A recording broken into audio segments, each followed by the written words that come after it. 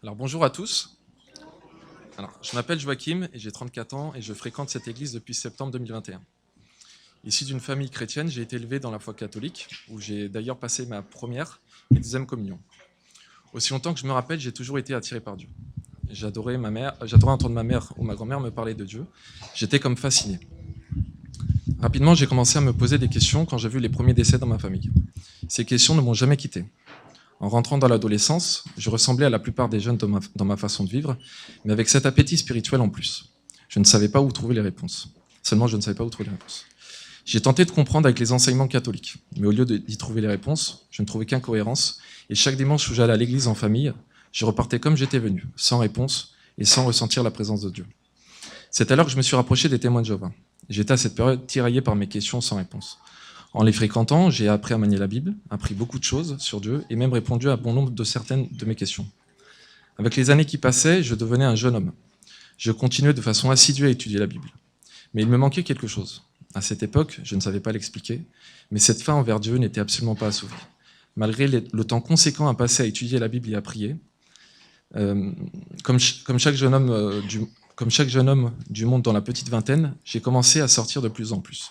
J'avais également ma copine, et petit à petit, j'ai commencé à délaisser Dieu, à être moins assidu, à préférer sortir plutôt que prier. Constatant que j'avais totalement perdu cette assiduité dans mes études et prières, que je n'arrivais pas à combler ce manque spirituel en moi, j'ai pris la décision d'arrêter de fréquenter les témoins de Jéhovah. J'avais à cette époque 23 ou 24 ans. À partir de là, voyant que je n'avais plus cet aliment spirituel de la parole, le manque qui était en moi était énorme. Il devenait de plus en plus fort. Alors seul, chez moi, je lisais parfois la Bible. Je faisais des recherches seul sur Dieu avec Internet. Je passais parfois des heures durant à apprendre, à creuser la parole. Malheureusement, dans mon cercle d'amis, je n'avais personne à qui parler. Plus encore, j'avais honte de parler de ma foi à des gens qui ne la partageaient pas. Je culpabilisais beaucoup d'avoir honte de parler de Dieu. Je ne comprenais pas pourquoi j'avais peur du jugement et peur de l'extérieur. Car intérieurement, mon amour envers Dieu était sincère. J'étais totalement seul dans ma foi. Mais par grâce, les plans de Dieu sont bons. Il a mis sur ma route une chrétienne, Marina, qui est devenue mon amie. Elle a remarqué cet appétit que j'avais pour Dieu. Et nous passions des heures et des heures à parler de Dieu.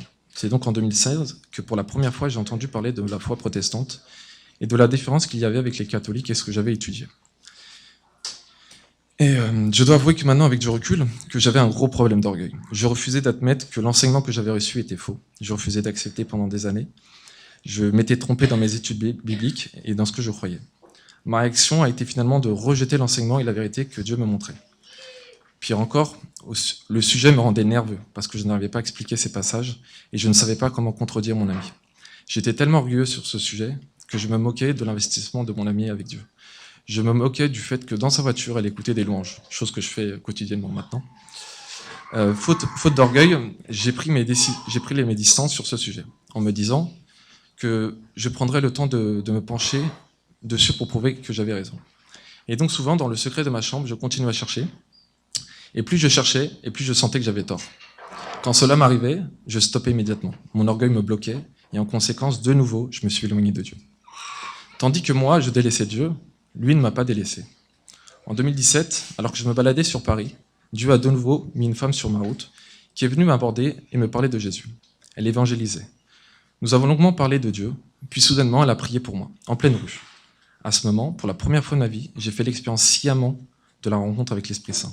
J'ai été rempli d'un amour en moi que je n'avais jamais ressenti, que je ne savais expliquer.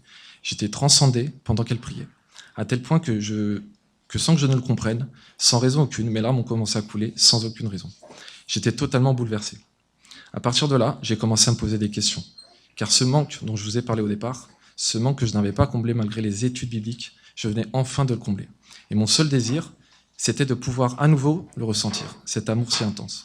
J'étais enfin prêt à reconnaître mes erreurs du passé, je voulais renouer avec Dieu. Seulement, ce changement spirituel n'était pas du goût de Satan. Cette même année 2017, beaucoup de choses se sont passées qui ont fait que j'avais l'esprit totalement occupé et pris. Et j'étais concentré sur ma relation avec ma copine de l'époque, et j'ai obtenu une belle promotion au travail qui me prenait un temps fou.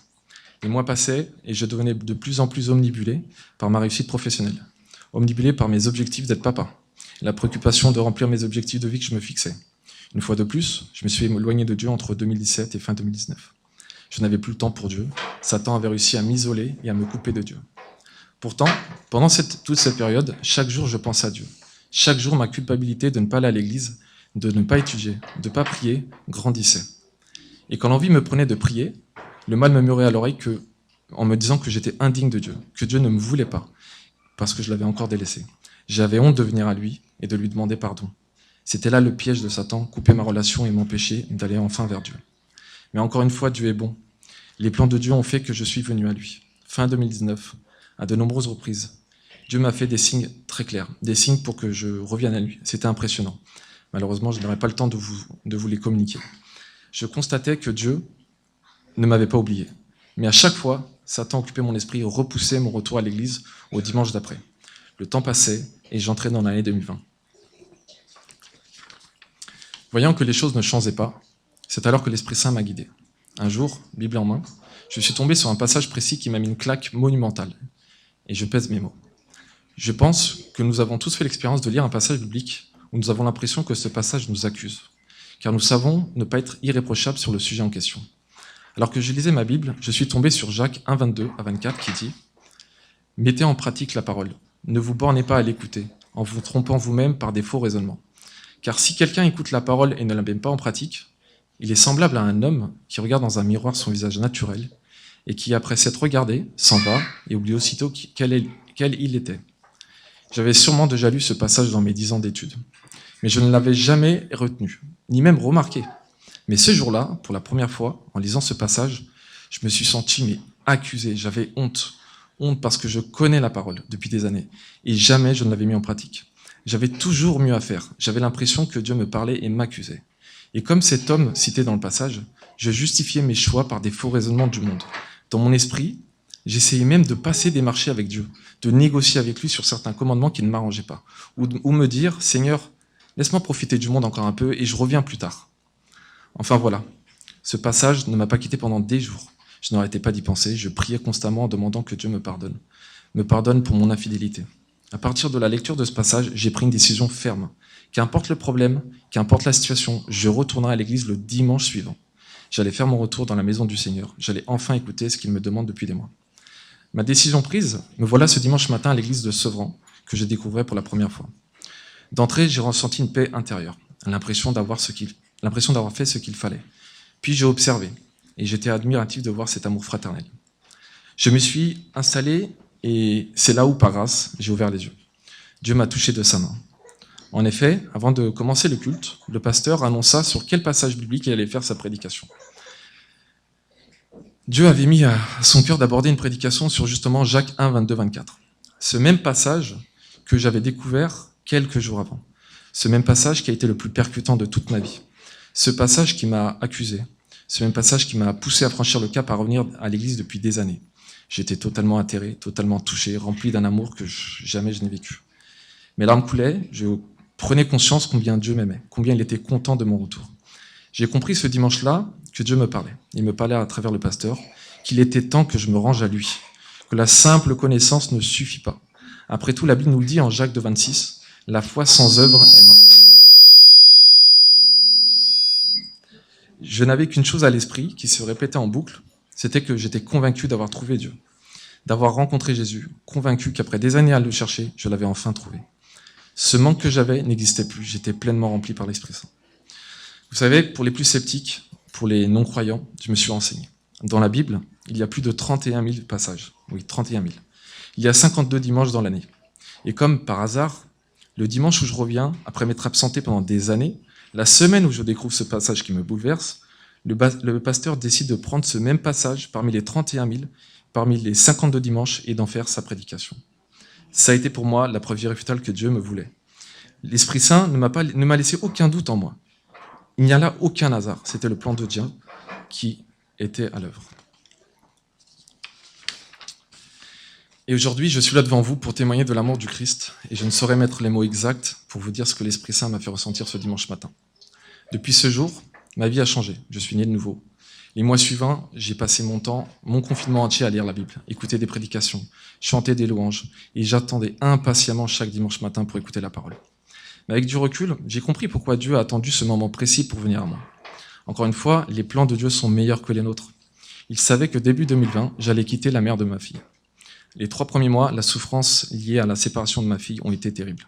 Je souffrais énormément.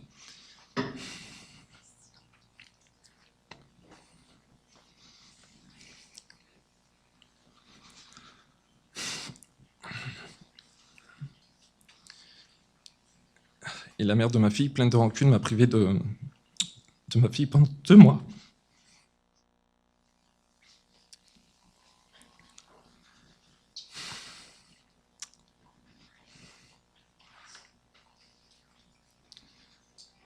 Donc pendant cette période, croyez-moi, ce qui m'a sauvé un bon nombre de fois de la folie ou de rentrer dans le vice de se venger, ça a été l'amour de Jésus.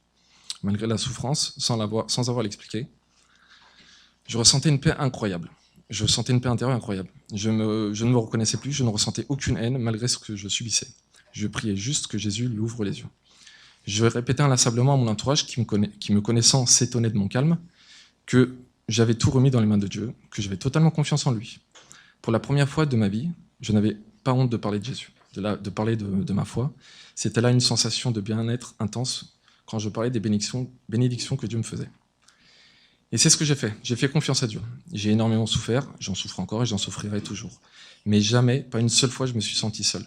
Jésus était là, j'étais dans la paix, et l'ancien Joachim n'était plus, et n'aurait jamais agi de la sorte.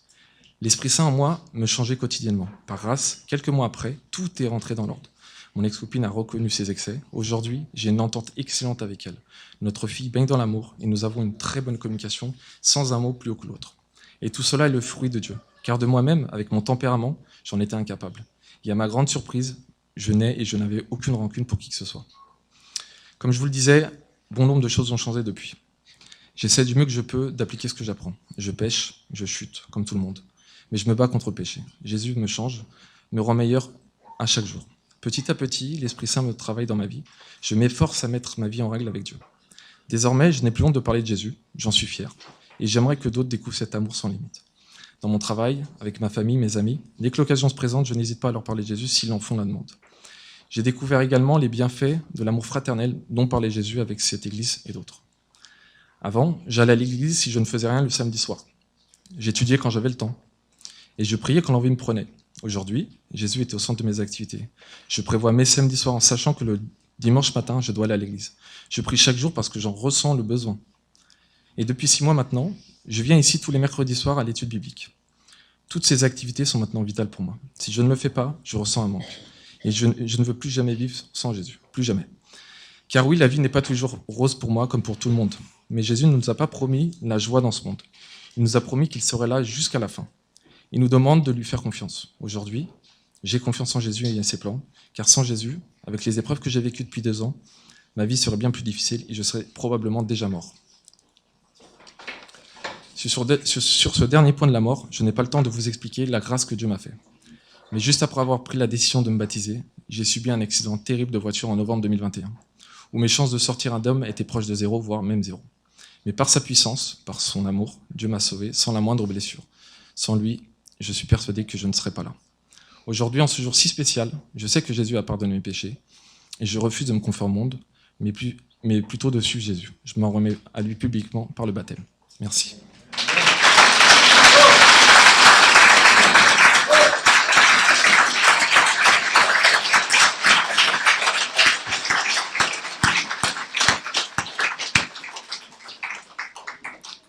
Voilà, le Seigneur Jésus a le pouvoir d'attirer tous les hommes à lui, et ceci par des parcours complètement différents. Mon témoignage ne ressemble pas à celui de Joachim, ni à celui de Mélanie, qui va témoigner maintenant, qui va donner le témoignage de sa conversion. Comment est-ce qu'elle a rencontré le Seigneur? Et nous avons tous des témoignages différents, et c'est édifiant de voir ce que le Seigneur peut faire. Bonjour. Bon, je vous préviens, je ne vais pas vous regarder, je vais juste lire. Alors, je me présente, je m'appelle Mélanie, j'ai 27 ans. Je suis née dans une famille chrétienne, j'entends donc parler de Dieu depuis petite. Je fréquente l'église depuis mon plus jeune âge, j'ai donc grandi en ayant la certitude que Dieu existait, mais je n'avais pas de relation particulière avec lui. À l'âge de 15 ans, un événement a eu lieu dans ma vie qui m'a complètement bouleversée. J'ai vécu cette épreuve seule, car je n'arrivais pas à en parler à ma famille ou à mes amis.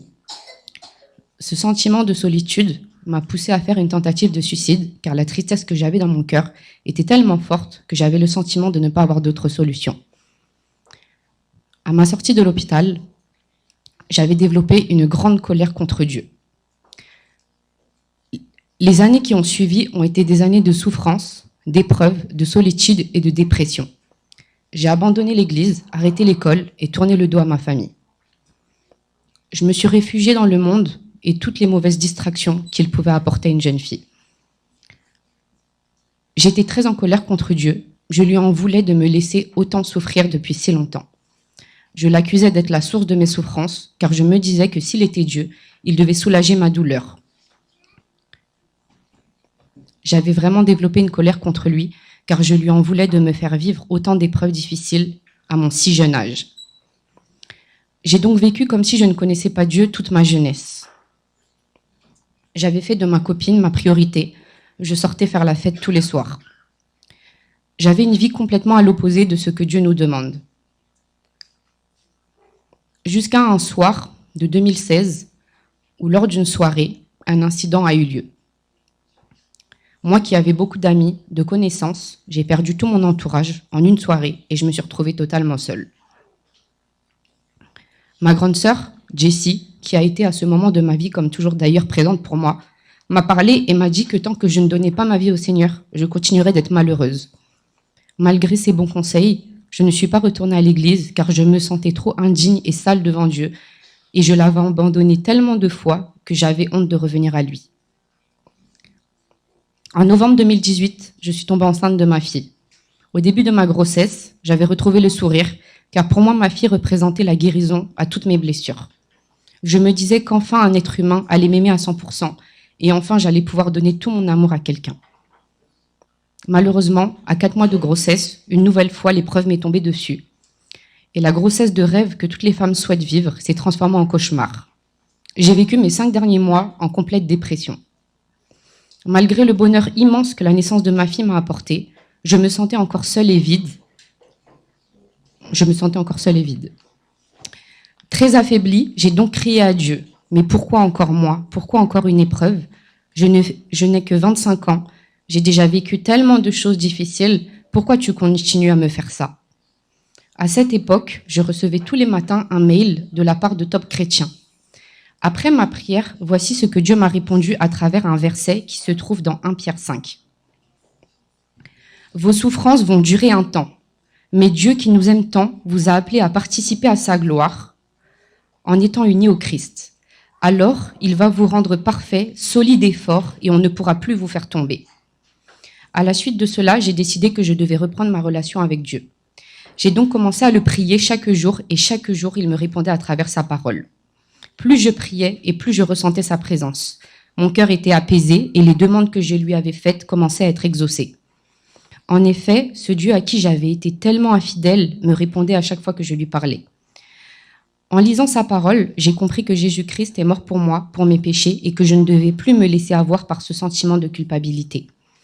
J'ai aussi compris que toutes les épreuves que j'avais vécues n'étaient pas des punitions de sa part, mais simplement les conséquences de mes actes.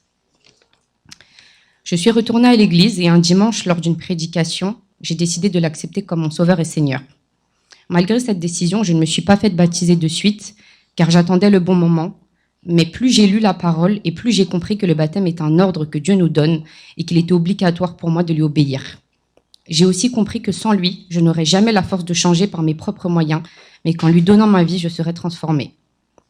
C'est pour cela qu'en début d'année, j'ai pris la décision d'aller voir notre pasteur Jamel afin de lui exprimer mon souhait de me faire baptiser. Pour résumer, ma vie n'a jamais été simple. Bien au contraire, j'ai vécu énormément de choses difficiles, et ce depuis très jeune. Mais Dieu, dans sa fidélité, ne m'a jamais abandonnée. Au contraire, il m'a toujours sorti des situations les plus chaotiques alors que moi-même, je lui étais infidèle. Depuis que je marche avec Dieu, je ne dis pas que la vie est devenue toute rose et qu'il n'y a plus d'épreuves.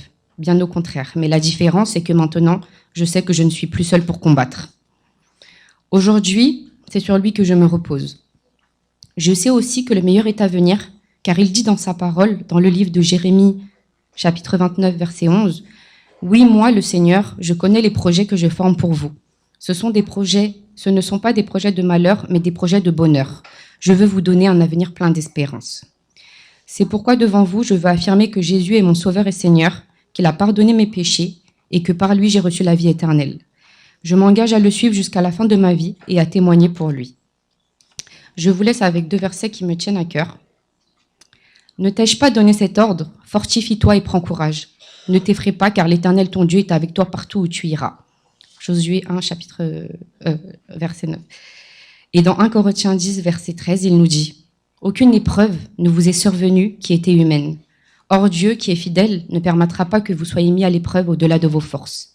Avec l'épreuve, il préparera une issue pour que vous puissiez la supporter. »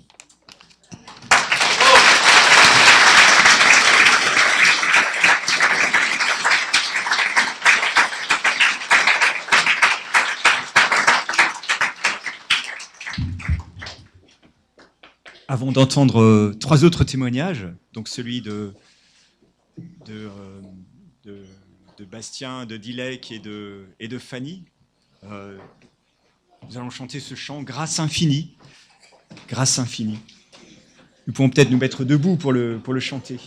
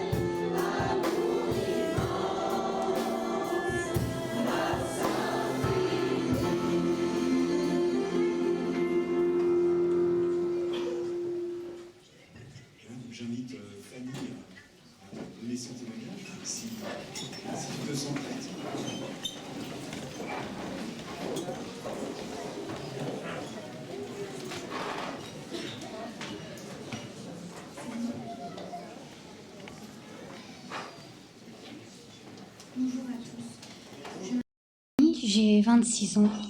Je suis née dans une famille dite chrétienne, enfin à demi chrétienne. Mon père se disant non-croyant et ma mère chrétienne.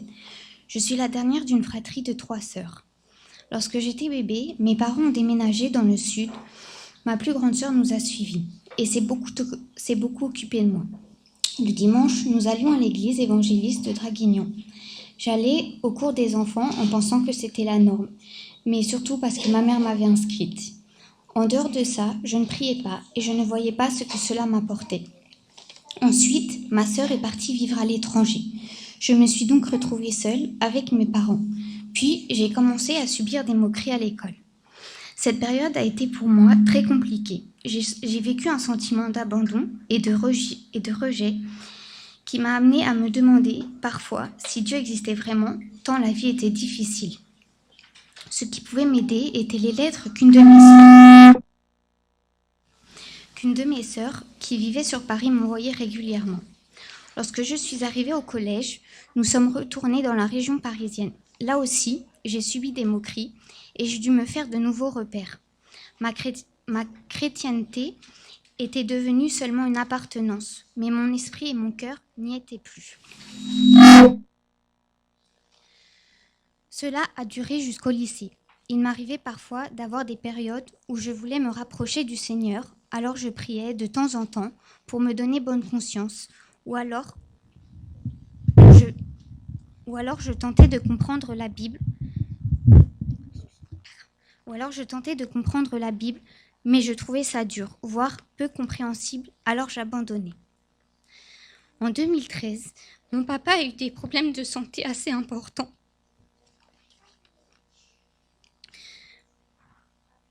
Un soir, mon papa a fait un malaise m'obligeant à appeler le médecin de nuit. Ma mère travaillait énormément cette période. J'étais donc seule avec mon papa. Ce soir-là, j'ai prié de tout mon cœur que le Seigneur puisse garder mon papa près de moi, car je ne pouvais même pas m'imaginer une seconde vivre sans lui. Le Seigneur a entendu ma prière, et à partir de ce jour, je voulais être fidèle au Seigneur, pouvoir le servir chaque jour, mais j'avais en moi une rancœur contre ma maman, que je n'arrivais pas à faire partir, qui me rendait méchante envers elle. Malgré le fait que je priais tous les jours, pour ça, j'avais l'impression que le Seigneur n'entendait pas ma prière. Cela me mettait en colère contre moi, et selon moi, c'est à cause de ça que je ne pouvais pas être acceptée par le Seigneur sans avoir réglé cela. Avec du recul, je peux dire que cette épreuve m'a donné la persévérance. Comme il est dit dans Romains 5,4, bien plus nous sommes fiers, même dans nos détresses, sachant que la détresse produit la persévérance, la victoire dans l'épreuve, et la victoire dans l'épreuve, l'espérance. Puis, ma sœur, une autre de mes sœurs, m'a offert une Bible, celle du semeur, qui donne des explications aux versets. Cela m'a encouragée à lire plus régulièrement la Bible en essayant d'être assidue. Mais malgré ça, j'avais des périodes où je lâchais prise, car j'avais l'impression que quoi que je fasse, j'étais remplie de péchés et le Saint-Esprit ne pourrait jamais vivre en moi. Cette impression s'est transformée en mal-être intérieur, si bien que régulièrement, je parlais au Seigneur en lui disant « Seigneur, je ne mérite même pas ton pardon, ni même ton royaume, car je suis trop souillée par le péché. » Cette situation m'a fait me renfermer sur moi, si bien que je suis devenue désagréable avec tout le monde, encore plus avec ma maman, car j'avais toujours cette rancœur en moi. Puis, en 2020, lorsqu'est arrivée l'épidémie, je me suis retrouvée confinée dans ma chambre. Merci. C'est à ce moment-là que j'ai décidé de me tourner pleinement vers le Seigneur. J'ai commencé à regarder des vidéos sur Internet, à lire et étudier sérieusement la Bible. Et oui, je peux dire que cette crise sanitaire m'a permis de grandir et m'affermir dans ma foi. Il m'a également appris à lui remettre tout entre ses mains et à pardonner à ma maman. Et pour ça, le Seigneur a su m'éprouver. En 2021, j'ai passé mon diplôme d'éducateur spécialisé. J'avais une charge de travail énorme. À côté de ça, je devais préparer des épreuves orales, l'horreur pour une femme comme moi qui n'a pas du tout confiance en elle. J'ai dû affronter ma peur de devoir parler devant les autres, savoir m'exprimer sans perdre mes moyens. Bref, tout ça face à un jury rabaissant, voire dénigrant. Vous ne vous imaginez même pas ce que cela représentait pour moi. Et malgré tout ça, le Seigneur a toujours été avec moi. Il m'a accompagnée dans chacune de mes épreuves. À chaque examen, je lui remettais tout entre ses mains. Aussi bien mes craintes, mes peurs, mes doutes, et à chaque fois, il me donnait l'assurance dont j'avais besoin. Oui, c'est dans le Seigneur que j'ai su trouver mon assurance. Puis est venu le jour où 2 de mes sœurs ont eu des problèmes de santé.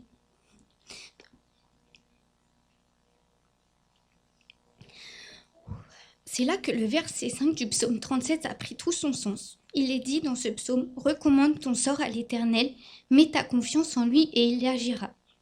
Un soir, une de mes nièces m'a appelée pour me dire que ma sœur se sentait partir.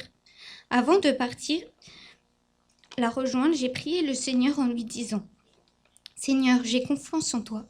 Garde-la, tu connais les besoins de mes nièces. Donne-lui la santé nécessaire. » Une paix m'a envahie. J'ai pu sentir le Saint-Esprit se poser sur moi. À ce moment, je n'avais plus peur.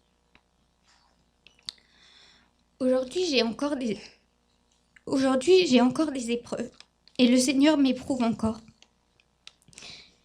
Mais je peux dire et affirmer que j'ai la conviction d'avoir reçu le baptême du Saint-Esprit et l'assurance qu'il vit en moi. Il m'a semblé important de vous parler de ces différentes épreuves survenues à différents moments de ma vie qui peuvent paraître basiques ou simples pour vous montrer le chemin de ma foi et surtout ce pourquoi je suis là aujourd'hui. Dans chacune de ces épreuves, la parole du Seigneur a su porter ses fruits et me bénir.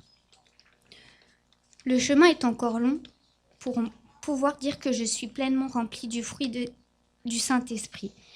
Mais je sais une chose, Jésus-Christ est mon sauveur, mon roi, mon rédempteur, mon libérateur. Grâce à lui, j'ai été justifiée et rachetée de mes péchés. En effet, comme il est dit dans Galates 2, verset 20, « J'ai été crucifiée avec Christ, ce n'est plus moi qui vis, c'est Christ qui vit en moi. Et ce que je vis maintenant dans mon corps, je le vis dans la foi au Fils de Dieu qui m'a aimé et qui s'est donné lui-même pour moi.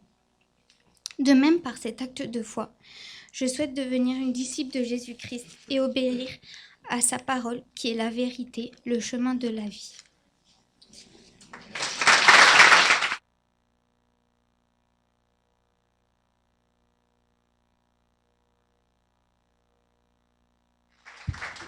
Voilà, nous entendons maintenant Bastien et Dilek. Alors, seul Bastien se fera baptiser, mais Dilek va aussi donner son témoignage. Elle est déjà baptisée. Donc,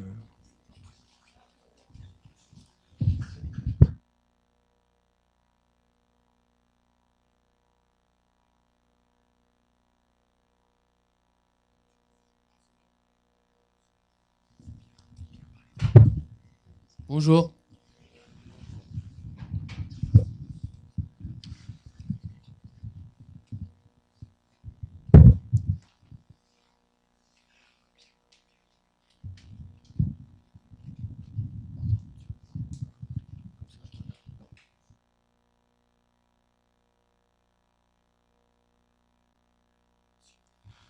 Bonjour, je m'appelle Bastien, j'ai 35 ans.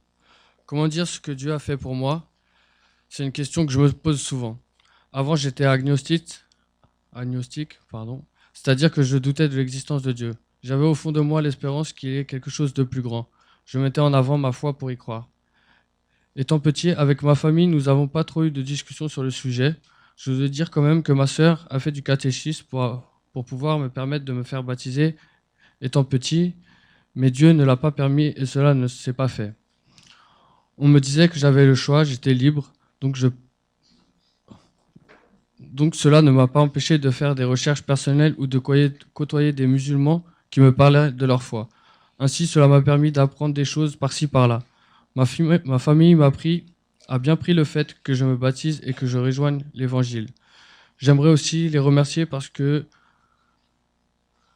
parce que même si on ne parle pas beaucoup de ce sujet, ils sont toujours comportés avec moi avec bienveillance et amour.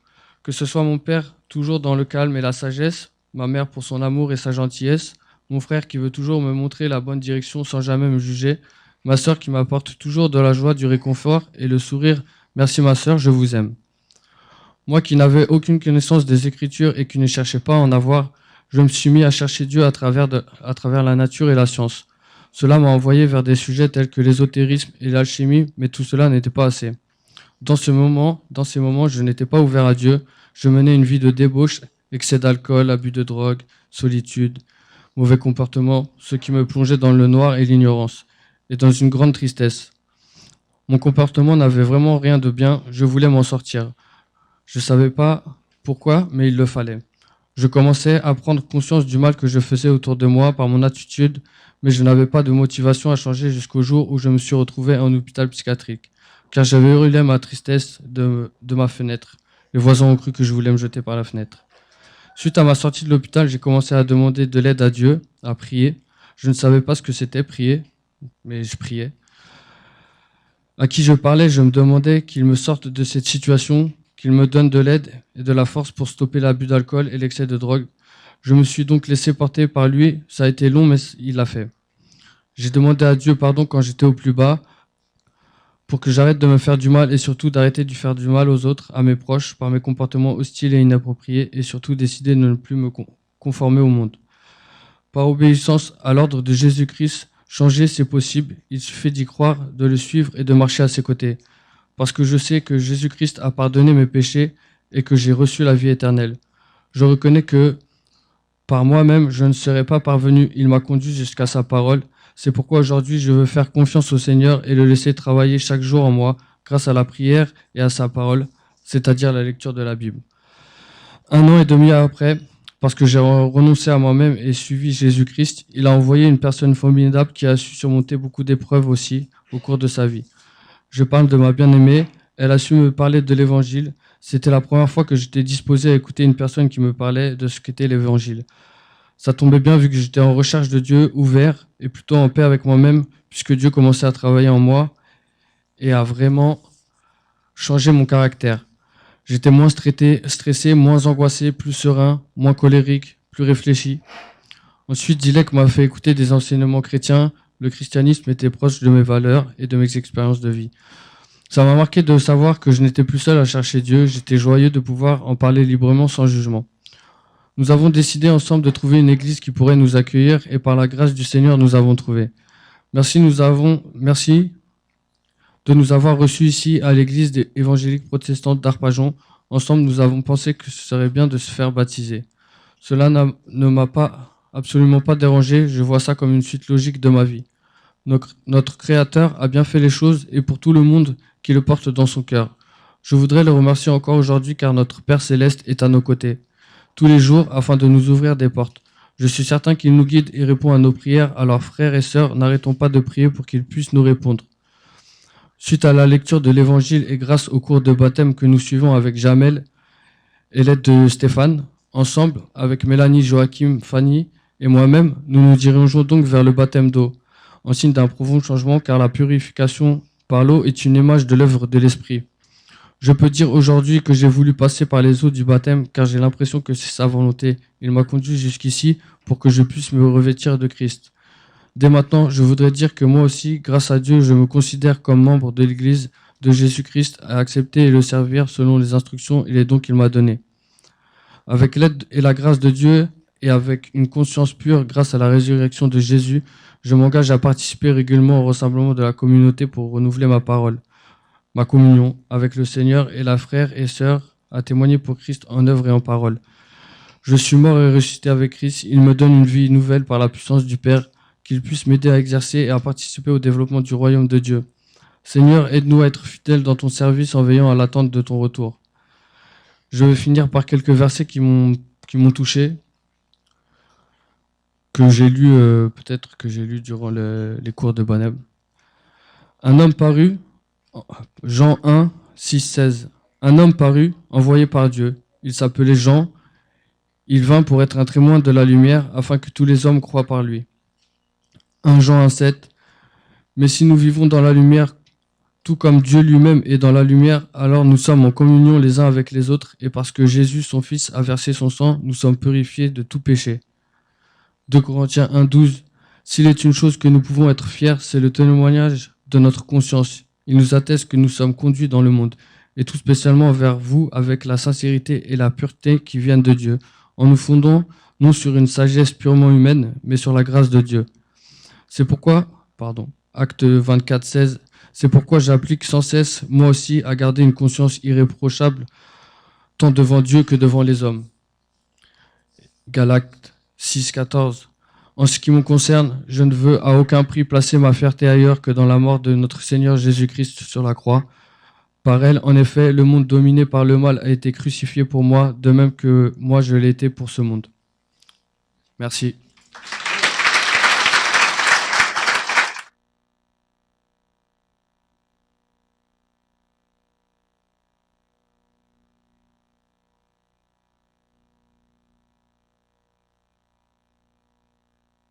Bonjour, je m'appelle Dilek. Je suis une personne sensible depuis toute petite. J'ai grandi dans une famille musulmane. Je croyais en Dieu, mais je refusais de pratiquer la religion, car pour moi, l'attitude du cœur était plus importante que la pratique religieuse. À mes 17 ans, j'ai abandonné la foi musulmane et je suis partie à l'aventure pour découvrir qui j'étais réellement.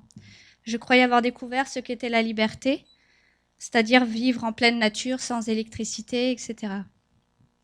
À l'âge adulte, je suis rentrée sur le chemin de l'éveil spirituel, donc c'est un peu New Age.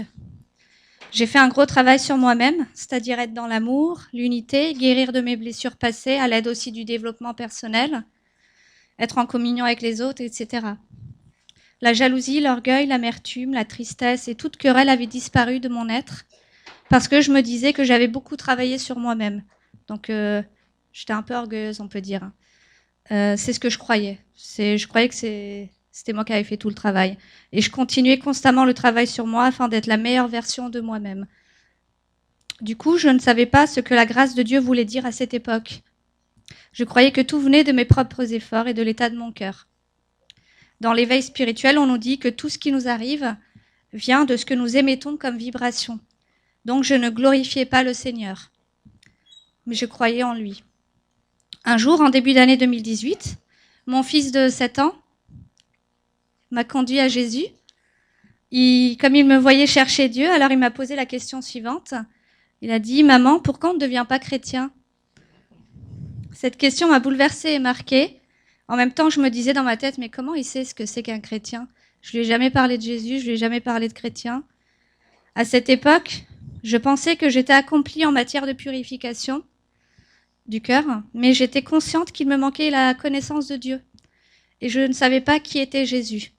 D'après mes connaissances islamiques, Jésus était un prophète né d'une vierge et qui guérissait les malades, mais sans plus. Je ne connaissais pas encore son amour pour l'humanité.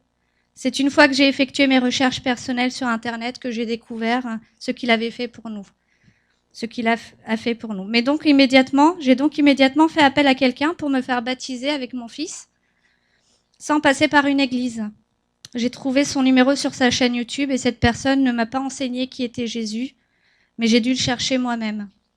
Avec mon fils, on regardait des vidéos sur YouTube et nous avons été touchés par le sacrifice de Jésus. Ce qui m'a le plus marqué chez les chrétiens sur YouTube, parce que j'en ai pas connu ailleurs, c'était leur sainteté, la lumière qu'ils dégageaient et surtout leur simplicité de vie.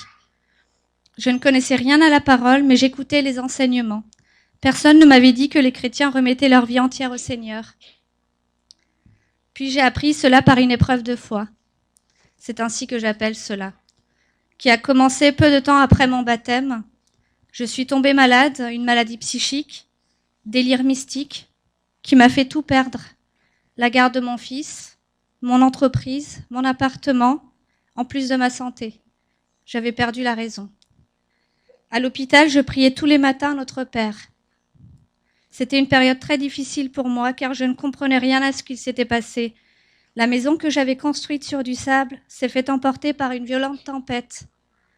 Je comprends aujourd'hui que je n'avais pas Jésus dans mes fondations. Je me disais sans cesse, c'est injuste Seigneur, j'avais tout guéri, j'avais tout surmonté, me voilà de nouveau misérable. La tristesse, la jalousie, l'amertume, l'orgueil, les blessures d'abandon que j'avais ont refait surface. Mais j'avais tout guéri avec la psychologue, avec la sophrologie, avec aussi le développement personnel. Je ne comprenais pas comment cela pouvait revenir. Puis j'avais complètement perdu mon identité. J'avais perdu la garde, l'autorité parentale de mon fils et mon travail. Donc je ne savais plus qui j'étais puisque je m'identifiais à ce que je faisais dans la vie. Je ne comprenais absolument rien, je souffrais énormément. Je disais, Seigneur, que veux-tu que j'apprenne par cette épreuve? Et qu'est-ce que j'ai fait de mal? J'étais encore ignorante de la parole. Je connaissais juste quelques versets. En fait, tout cela est passé tellement vite que je n'ai pas eu le temps d'étudier la Bible en profondeur. J'ai dit aussi quelques années plus tard, toujours dans la douleur de séparation avec mon fils, Seigneur, je ne comprends toujours pas ce qu'il m'est arrivé, mais je te fais confiance, car je t'ai connu amour et tu le resteras à mes yeux. Prends mon âme si tu veux. En effet, je voulais rejoindre le Seigneur. Tous les matins, je me réveillais avec l'envie de mourir et tous les jours, je pleurais car je ne voulais plus vivre. C'était une époque cauchemardesque, horrible. Je n'avais plus aucun attachement sur terre puisque j'avais tout perdu. Donc effectivement, je me battais tous les jours pour rester en vie. C'était une lutte continuelle et je n'avais plus de force pour continuer. À cette époque, c'était l'espérance qui me faisait vivre. J'ai tenu bon car je croyais que Dieu allait agir dans ma vie. Je priais tous les jours et j'attendais ma délivrance. Aujourd'hui, avec la connaissance que j'ai, je peux me permettre de citer le verset 15 dans Ésaïe chapitre 30. C'est dans le calme et la confiance que sera votre force. Ma famille me disait d'oublier Jésus. Mon psychiatre de même. Il se moquait de moi quand je lui disais que Jésus était dans mon cœur. Il me criait dessus. Mais c'est dans le calme et la confiance que sera votre force, a dit le Seigneur. J'étais aussi incapable de travailler parce que j'angoissais. Alors je disais, Seigneur, pardonne-moi, car c'est toi qui donnes, et ce n'est pas par ma puissance que je gagne mon pain. Enfin, c'est de cette façon que j'ai appris à donner ma vie entière à Jésus. Cette carence spirituelle, affective, carence en travail, carence dans ma santé psychique et morale, m'ont permis de voir la gloire du Seigneur. Il est écrit dans 2 Corinthiens 4:6, « En effet, le Dieu qui a ordonné que la lumière brille du sein des ténèbres a fait aussi briller sa lumière dans notre cœur pour faire resplendir la connaissance de la gloire de Dieu dans la personne de Jésus-Christ. » Aujourd'hui, je suis capable de travailler de nouveau car le Seigneur m'a restauré la santé. Je n'ai plus de crise de folie et je ne suis plus en dépression. Je suis tombée amoureuse de Dieu bien avant mon rétablissement. Le Seigneur a remis de l'ordre dans mes fondations. Ma maison se construit maintenant sur un rocher qui est Christ. Bien sûr, cela m'arrive encore de faire quelques erreurs. J'attends encore quelques miracles dans ma vie. Mais maintenant, je sais qui je suis, un enfant de Dieu. J'ai trouvé mon identité en Christ car avant, je n'avais plus de boussole et je ne savais plus qui j'étais. Ma nourriture est la parole de Dieu et Dieu travaille en moi. J'aimerais dire à quelqu'un aujourd'hui que j'ai trouvé le Seigneur dans les ténèbres ou la vallée de l'ombre de la mort, c'est aussi comme ça que je l'appelle, puisque j'ai perdu toute raison de vivre à un moment donné de ma vie. Dieu ne construit pas quelqu'un en une seule fois, mais il nous construit étape par étape et de gloire en gloire, et il construit de manière solide. Et j'aimerais dire Matthieu 5:8, « Heureux ceux qui ont le cœur pur, car ils verront Dieu. » Certes, vous aussi, vous avez vécu un cauchemar pendant votre marche chrétienne, mais ce cœur sincère vous conduira à voir la gloire de Dieu se manifester. Et Dieu testera votre foi, votre sincérité dans votre marche chrétienne. Et au bout du tunnel, on voit la lumière. Jérémie 29:13 dit « Vous me chercherez et vous me trouverez, parce que vous me chercherez de tout votre cœur. » Et un dernier verset, Matthieu 22:37, Jésus lui répondit « Tu aimeras le Seigneur ton Dieu de tout ton cœur, de toute ton âme et de toute ta pensée. » Le Seigneur est continuellement dans mes pensées et c'est cela qui me maintient en vie. Aujourd'hui, je voulais repasser par les eaux du baptême car je souhaite reprendre ma vie chrétienne à zéro, c'est-à-dire avec une autre fondation. Mais j'ai suivi le cours de baptême seulement. Je ne peux pas passer 2 fois le baptême. Je sais que Jésus-Christ a pardonné mes péchés et que j'ai reçu la vie éternelle. J'ai décidé de renoncer à moi-même et de suivre Jésus, et j'ai décidé de ne plus me conformer au monde. Je reconnais que par moi-même, je suis incapable de suivre Jésus. C'est pourquoi je veux faire confiance au Seigneur chaque jour par la prière et la lecture de la Bible pour nourrir ma vie intérieure. Et je voulais remercier notre pasteur Jamel, car il nous tient par la main pour nous faire avancer. Je remercie également Stéphane qui nous a accompagnés tout au long des cours de baptême. Je souhaite que Dieu continue de fructifier l'Église, que le Seigneur vous bénisse.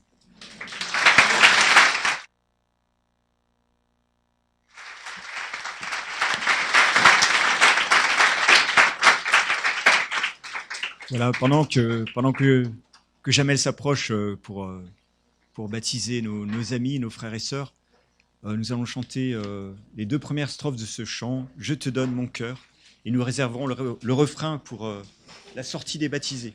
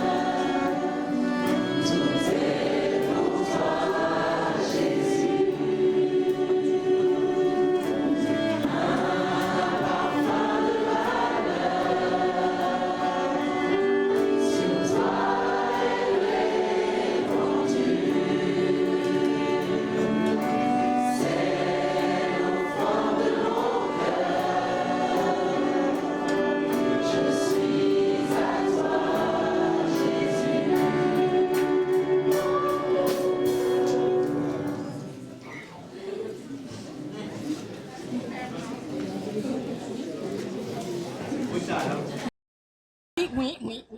C'est même très brutal. Jean, c'est trop brutal. Je vous invite à vous asseoir. Logiquement, on termine souvent à midi 10, mais c'est aussi un anniversaire, quelque part. C'est un jour particulier aussi. On a entendu les témoignages et peut-être que ça suffit. Mais ces témoignages, ils s'ancrent dans quelque chose de particulier. Ils s'ancrent en Dieu, dans la parole de Dieu. C'est une rencontre qu'ils ont fait avec Dieu et j'aimerais pas finir ce moment de culte ensemble sans nous rappeler qui est à l'origine de ces transformations. Puisqu'aujourd'hui, c'est Pâques. Et Pâques, c'est quoi?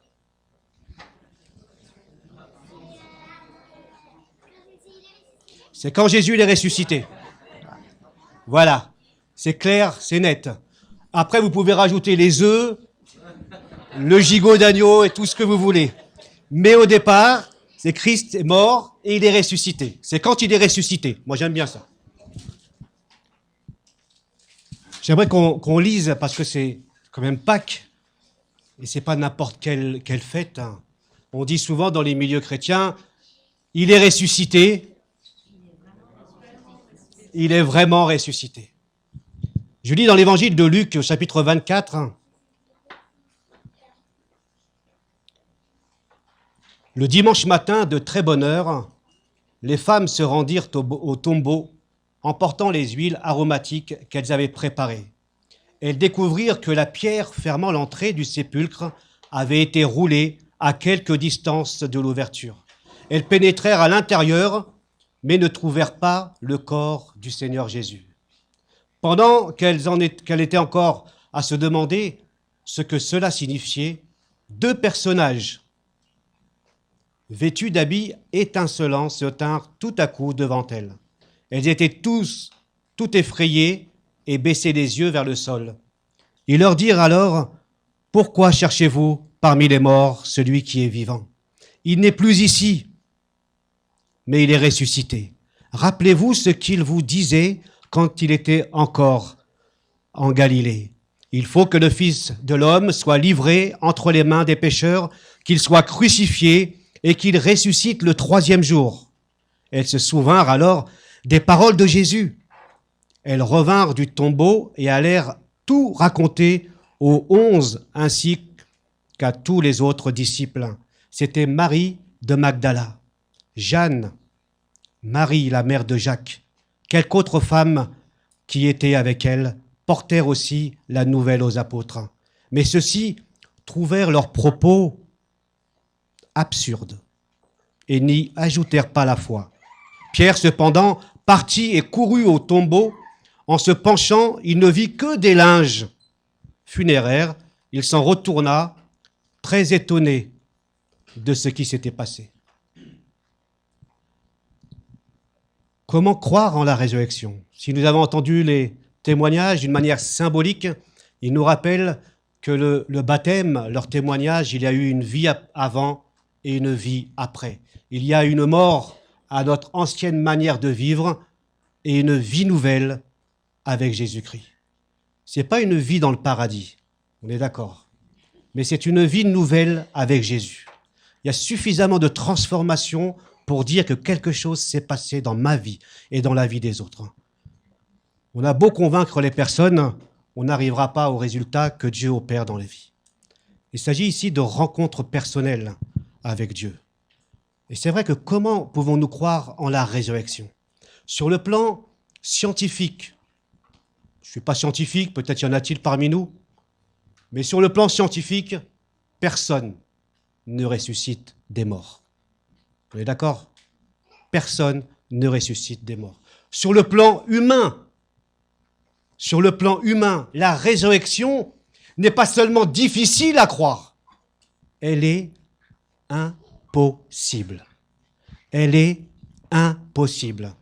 Sur mon plan humain, la résurrection est impossible. Et nous sommes tous d'accord sur ce plan. Mais si Jésus n'est pas ressuscité des morts, pourquoi se préoccuper de ce qu'il a pu dire? Pourquoi se préoccuper des valeurs de Jésus ou du christianisme? S'il n'est pas ressuscité des morts, la Bible dit que la foi est vaine, c'est-à-dire qu'elle est vide de sens. Donc pourquoi aller à l'église? Pourquoi venir à Pâques dans les églises, à Noël, Ça n'a pas de sens. S'il n'est pas ressuscité des morts, ça n'a aucun sens. Mais si Jésus est ressuscité, si vraiment il est ressuscité des morts, alors ça change tout. Ça change tout. Ça veut dire que tout ce qu'il a dit est vrai, s'il est vraiment ressuscité des morts. Ça veut dire que chaque enseignement qu'il a apporté est vrai. Ça veut dire aussi que son identité n'est pas celle que je pense, c'est-à-dire un grand prophète, un grand philosophe, un grand homme de foi, un grand homme de valeur. Non, c'est bien plus que ça. Il a dit qu'il était le fils de Dieu. Non pas que Dieu a un fils, simplement, pour ceux qui ont une culture religieuse, ceux qui l'ont crucifié, notamment les religieux, l'ont crucifié et ont très bien compris le message de Jésus, c'est qu'il se prend pour Dieu. Ça change tout. Si Jésus est véritablement Dieu, ça change tout. Ça change tout pour l'humanité. Ça change tout dans ma vie.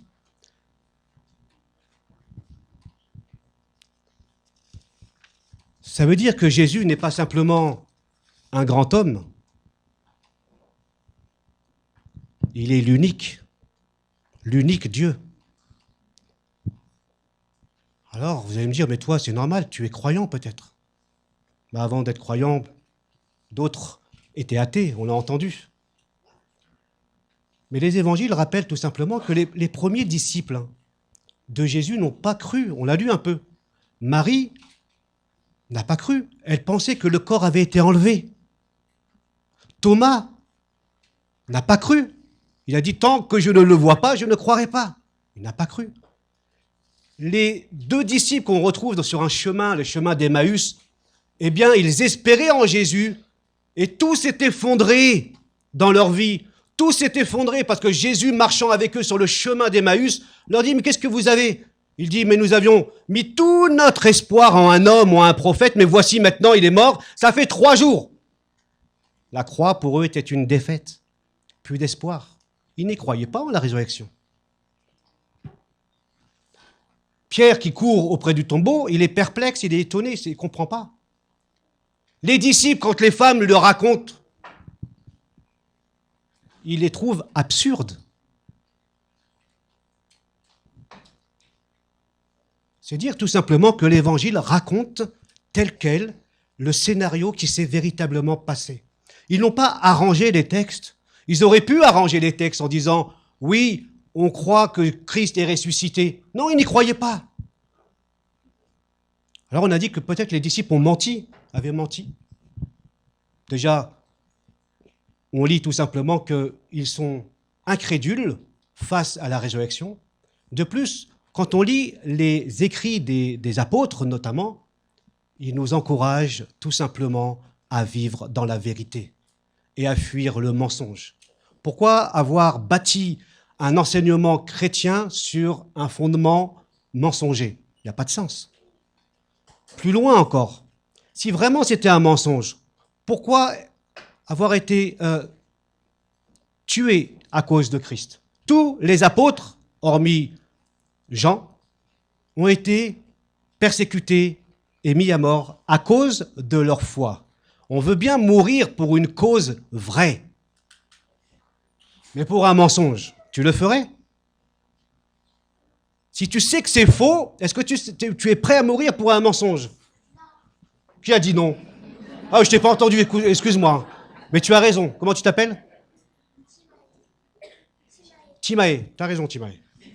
On est tous les deux, ça, à croire ça. Les autres, tu ne sais pas où ils sont. On les a perdus.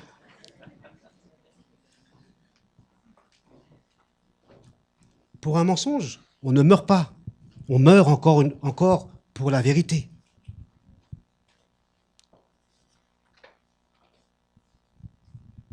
Il est important de se rappeler aussi qu'on n'est pas aussi appelé à apporter toutes les preuves, même si on a apporté les meilleures preuves possibles. Jésus dira, même si vous avez des signes et que les hommes reviennent de la mort à la vie, vous ne croirez pas. Parce que les disciples sont simplement les témoins. Ils ont vu quelque chose et ils ont rapporté tout simplement ce qu'ils ont vu dans leur vie. Alors oui, il peut y avoir des doutes, il peut y avoir des questions sur la réalité même de la résurrection. Mais on peut dire quand même que la croyance en Dieu est différente de d'autres croyances, de d'autres mythes, de Zeus, par exemple, la mythologie grecque. On n'y croit pas. Ou bien le Père Noël, la petite souris. Vous voyez les choses-là. Bon, je vais être un peu discret avec ça, d'accord? Mais ces choses-là, on va être discret. Mais vous voyez qu'à un moment donné, à un certain âge, voilà. Vous voyez? Je sais pas, vous l'attendez encore, la petite souris? Voilà, tout à fait. Donc, du coup, on est en message codé, là. Moi, je vais rentrer tout à l'heure, je vais voir si la petite souris est passée. Vous allez dire, non, c'est fini, Jamel. Elles t'ont tout donné. Ou rien donné. Mais on voit bien que la croyance même en Dieu, elle reste parmi tant d'autres choses qui passent. Ce qu'on observe dans les évangiles, c'est la transformation, le changement dans la vie des disciples. Ils étaient apeurés, ils étaient barricadés chez eux, ils avaient peur, et il s'est passé quelque chose ensuite, parce qu'ils ont été touchés par la grâce de Dieu. Ils n'ont pas inventé le tombeau vide. Ils n'ont pas inventé le tombeau vide. Ils ont rencontré celui qui est sorti du tombeau vide. Pâques, je le répète, c'est impossible. La résurrection de Jésus est impossible. Mais j'aimerais te dire, c'est arrivé. C'est arrivé.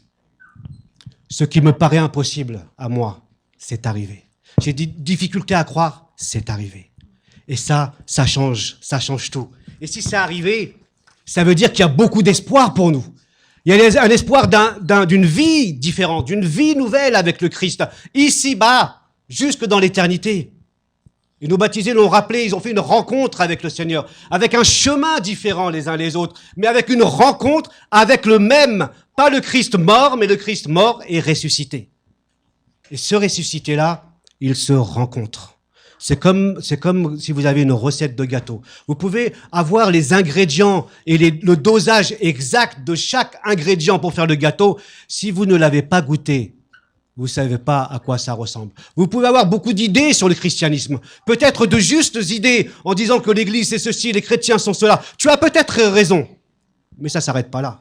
Dieu n'est pas les chrétiens. Parfois, il y a un fossé entre ce que Dieu est, ce que Dieu dit et ce que les chrétiens font. Tu fais la part des choses avec ça. Mais quand tu goûtes, c'est différent. Tu goûtes pas forcément aux chrétiens, même si ça te marque, leur amour, leur bienveillance, etc. Mais quand tu as goûté à Dieu, alors c'est différent. Et le baptême, c'est là leur volonté de dire publiquement qu'ils veulent suivre Jésus. Le baptême ne sauve pas. Ils sont déjà sauvés. Parce qu'ils ont accepté Jésus dans leur vie comme sauveur et Seigneur personnel. Maintenant, ils veulent simplement le signifier par le baptême comme un symbole. En plongeant dans l'eau, on veut dire tout simplement qu'on meurt à notre ancienne vie. En sortant de l'eau, on dit qu'on vit une vie nouvelle. On rentre sec, on sort mouillé. Voilà la différence. On a lu ensemble dans l'évangile de Luc que la pierre avait été roulée. La pierre avait été roulée. Pas par n'importe qui. La Bible dit que c'est un ange qui roule la pierre. Et il y a des pierres parfois qui sont devant nous, qui nous bloquent. Des pierres qui nous empêchent de croire, comme les premiers disciples, que c'est possible, que c'est arrivé, que Dieu existe. Il y a tout un raisonnement. Cette pierre, c'est l'ange qui l'a roulée. Cette pierre est peut-être dans ton cœur, dans ton esprit. Mais j'aimerais te dire que ce matin, c'est possible. C'est possible, c'est arrivé, parce qu'un jour, le Christ a dit, « Je suis vivant aujourd'hui. » Et s'il est vivant, j'aimerais te dire aussi que ta vie peut changer. Si la puissance de Dieu l'a sorti de la mort, c'est-à-dire qu'il peut te rejoindre dans les situations où tu te trouves. Avec ces pierres qui bloquent ta vie, tu vois, tu te dis, c'est pas possible. C'est impossible à vue humaine que Dieu change ma vie pour telle et telle raison. Mais c'est arrivé. Tu te rappelles? Il change tout. Si c'est arrivé une fois, il peut aussi le refaire dans ta vie. Il peut rouler les pierres qui se trouvent devant toi. Pour aller plus loin, il y a un proverbe allemand qui dit que les gens qui te relèvent sont celles qui savent comment c'est de tomber. Et c'est justement Jésus qui est tombé au plus bas, jusque dans le tombeau, qui sait qu'est-ce qu'on éprouve quand on tombe. Mais parce qu'il est relevé, il est capable de te relever aussi. Parce qu'il est passé par le tombeau. Il peut te relever aujourd'hui. Il a dit également que notre espérance n'est pas à venir uniquement, elle est présente. Il a dit que celui qui place sa confiance en Dieu est déjà passé de la mort à la vie. Aujourd'hui, tu peux faire l'expérience d'une vie nouvelle avec le Christ. Aujourd'hui, c'est possible parce qu'il l'a accompli. Il est passé de la mort à la vie. Je vais m'arrêter ici.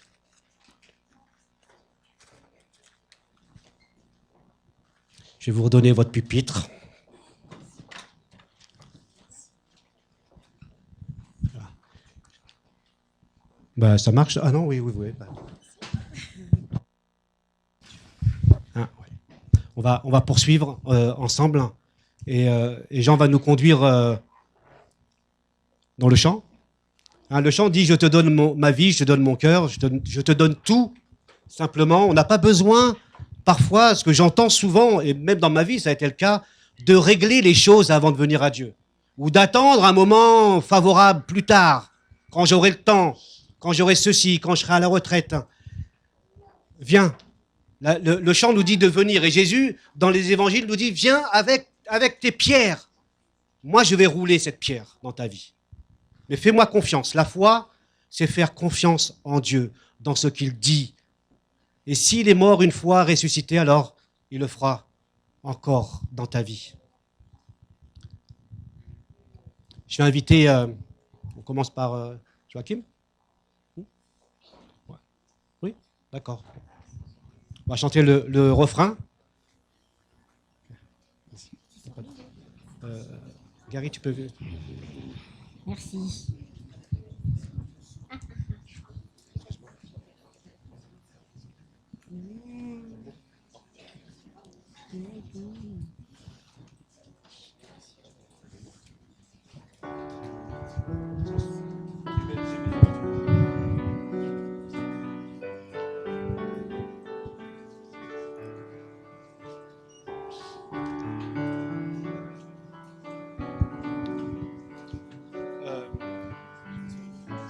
Tu veux t'asseoir?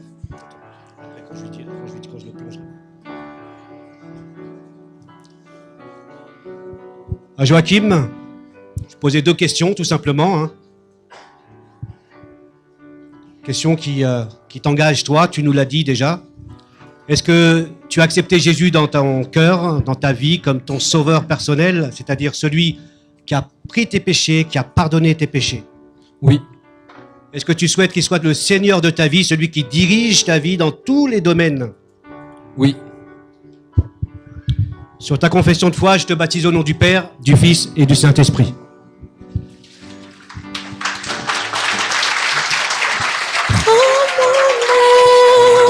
Prends mon cœur, je te donne tout.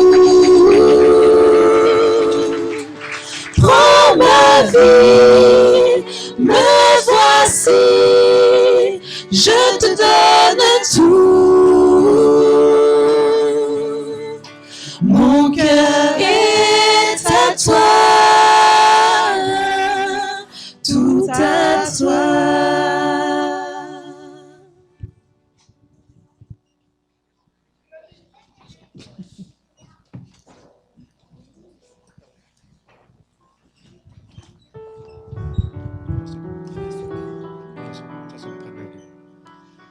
Alors Mélanie, j'aurais pu dire un petit mot pour chaque personne. Le groupe est extraordinaire. On voit vraiment leur désir de suivre le Seigneur. Ils ont bien compris qu'ils ne sont pas parfaits comme vous et moi, mais il y a suffisamment de choses à l'intérieur qui les poussent à suivre le Seigneur. Et ça, c'est remarquable. Parfois, tu te dis, mais comment que ces personnes, elles avancent encore avec Dieu? C'est pas parce que toi, tu leur dis quelque chose, c'est parce que quelque chose brûle dans leur cœur. Ce quelque chose, c'est quelqu'un. C'est le Seigneur Jésus qui les pousse à marcher avec. Et ça, c'est remarquable. Ce que Dieu fait dans une vie, tu peux pas l'imaginer. Sauf si tu as goûté à qui il ressemble, qui il est. Mélanie? Pas encore, hein? Est-ce que tu as accepté Jésus dans ta vie comme ton sauveur personnel, celui qui a pardonné tes péchés? Oui. Est-ce que tu l'as accepté comme ton Seigneur, celui qui gouverne toutes tes pensées et ta vie? Oui. Oui. Amen. C'est comme le mariage, hein, tu sais. Oui, mais tu te laisses faire. Sur ta confession de foi, je te baptise au nom du Père, du Fils et du Saint-Esprit. Prends mon cœur, je te donne tout. Prends ma vie, me voici, je te donne tout. Mon cœur est à toi, tout à toi.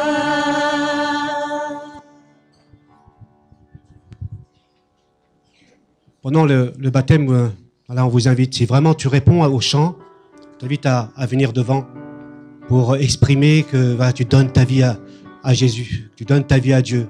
Ou peut-être que tu as besoin d'une prière, alors approche-toi. Peut-être que tu veux passer par les eaux du baptême, alors approche-toi aussi. Viens sur le côté debout, on priera ensemble avec toi. Bastien.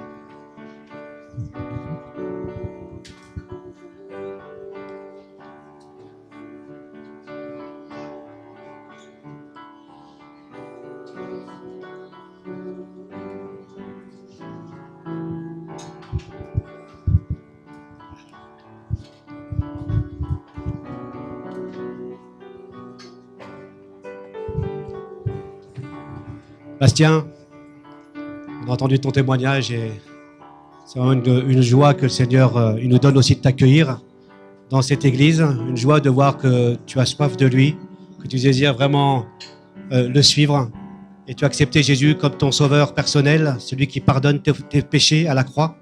Oui. Oui. Tu l'acceptes aussi comme ton Seigneur, celui qui dirige ta vie, qui prend les rênes de ta vie. Oui.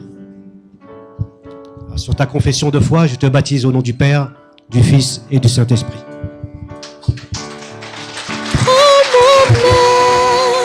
Prends mon cœur, je te donne tout. Prends ma vie, me voici, je te donne tout. Mon cœur est à toi, tout à toi.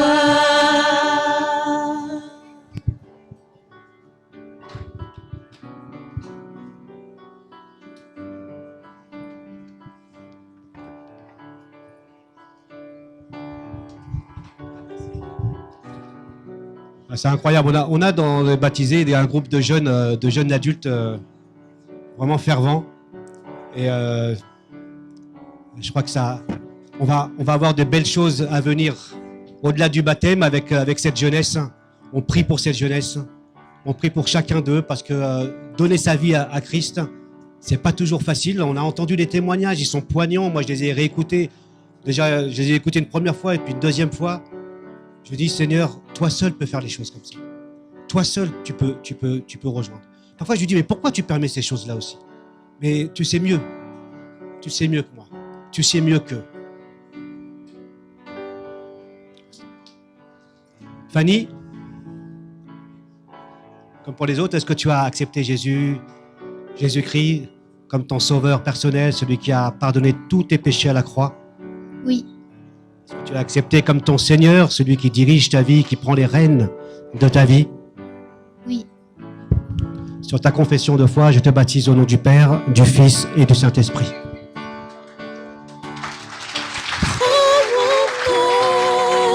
Prends mon cœur, je te donne tout.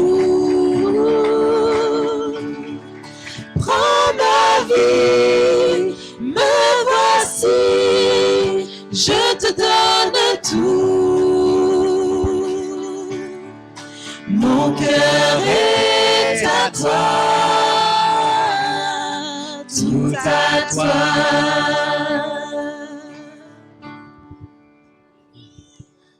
Alors, je mets qui en plus là? Alors, je jette qui dedans? Personne? Il va avoir peur. Oh, on rigole. Ça viendra un jour. Amen. Peut-être on peut reprendre le chant et une dernière fois, ne passe pas. On ne pourrait pas faire de l'ombre à la lumière plutôt? Non, Ok, je suis sûr, on a une demande, voilà. Ouais, okay. De l'ombre à la lumière, on me demande. C'est quoi? C'est un chant. C'est un chant qui dit tout simplement que j'étais dans l'ombre et maintenant je suis dans la lumière. Amen. Dans l'ombre avec Dieu, moi, comme vous, certains, nous étions aussi dans les ténèbres. Parfois, on pense savoir où on va, mais on est dans les ténèbres.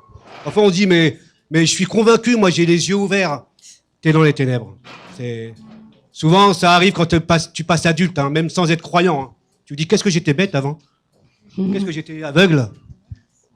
Parce que tu n'avais pas toute la sagesse, tu n'étais pas encore fini, comme on dit.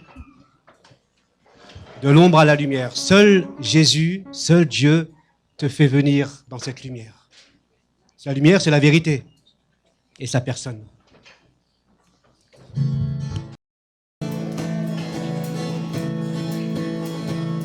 N'hésite pas à t'approcher pendant ce chant. On priera pour ceux et celles qui s'approchent. Et soutiens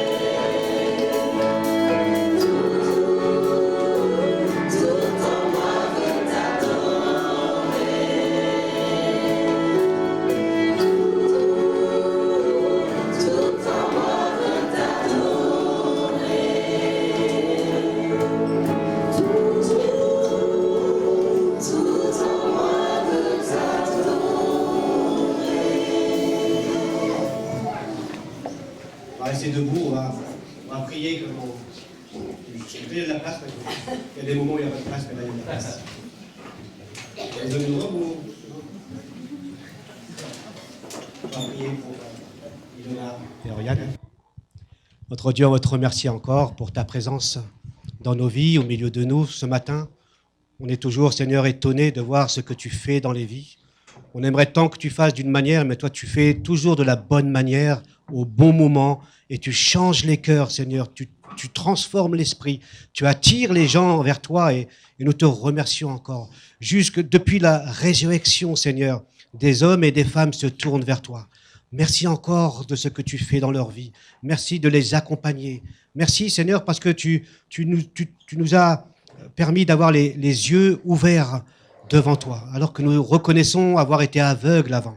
Merci d'avoir fait tomber ces écailles de nos yeux.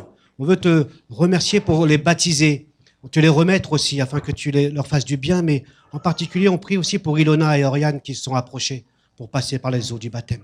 Seigneur, que tu les gardes, que tu les accompagnes dans leur désir de dire ce que tu as fait dans leur vie, que tu les accompagnes jusqu'au baptême, qu'ils voient, Seigneur, encore ta main bienveillante sur leur vie. On te les remet ensemble dans le nom précieux de Jésus. Amen. Amen. Seigneur vous bénisse. Je vais donner la parole à Jean. Ils ne sont pas tous revenus.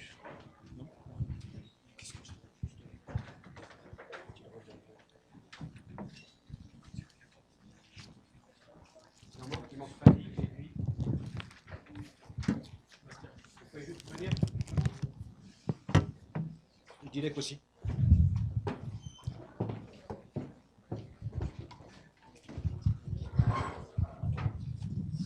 Peut-être... voilà. Ils arrivent. La permanente et tout. Non, mais Mélanie, bravo. Bravo. J'ai dit 5 minutes pour le change. Elle m'a dit c'est impossible.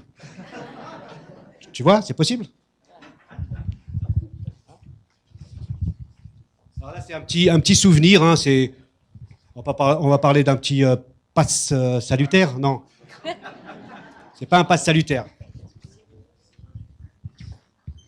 Alors, mais c'est juste un petit souvenir. Vous pouvez du coup vous souvenir à quel moment, quelle date vous avez dit allez, je passe par les eaux du baptême.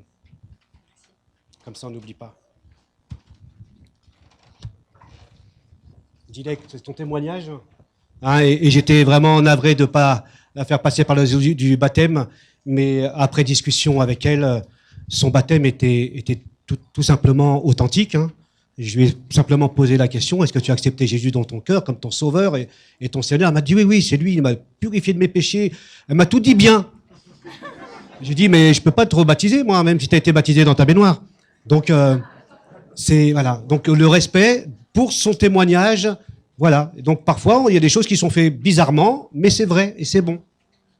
Seigneur te bénisse pour ton témoignage, Dilek. Joachim aussi, quand le Seigneur a la main sur toi, quels que soient les accidents, hein, il est là. Il est avec toi. Fanny, elle est là. Fanny, aussi un souvenir à mettre dans vos Bibles. Bastien, on va continuer parce que le groupe, on n'a pas totalement tout terminé, mais on va encore se voir samedi prochain, d'accord? Et on va poursuivre. Je remercie Stéphane qui m'a accompagné. Il est où? D'accord. Donc il m'a accompagné pour ces différentes études. Et j'aimerais peut-être demander, Sylvette, tu es toujours là? Tu veux t'approcher?